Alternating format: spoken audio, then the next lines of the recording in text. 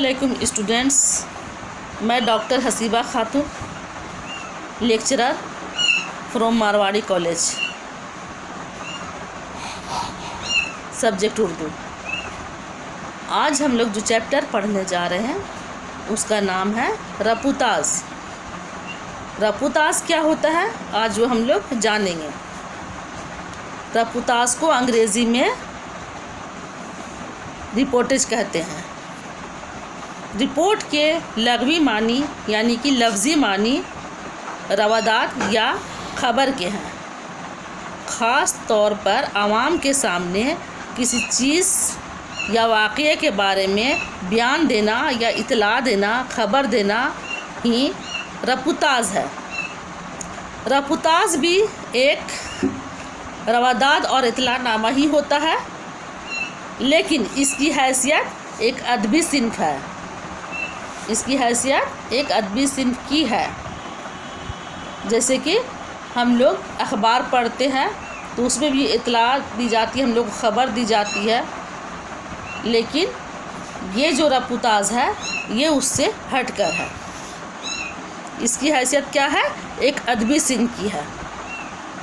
अदबी सिन्फ के अतबार से रपुताज को तासुराती रवादात का नाम दिया जाता है, क्योंकि रपुताज में किसी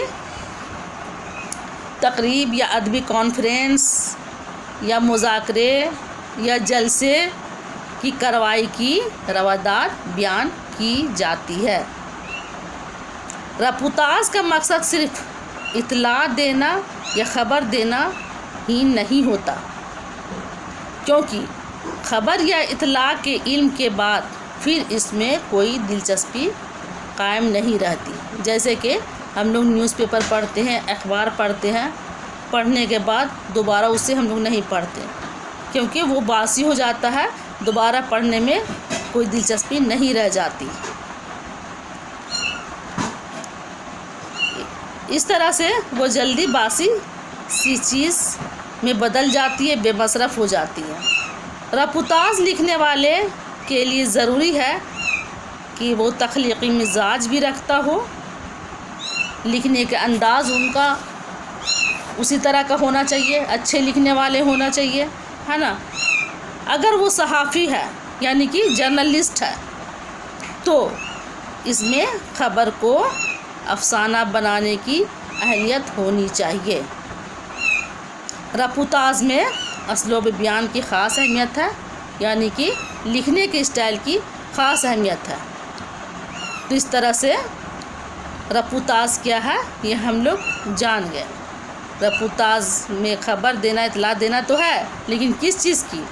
किसी कॉन्फ्रेंस, जलसा या किसी तकरीब की रवादात को बयान करना ही रपुताज कहलाता है।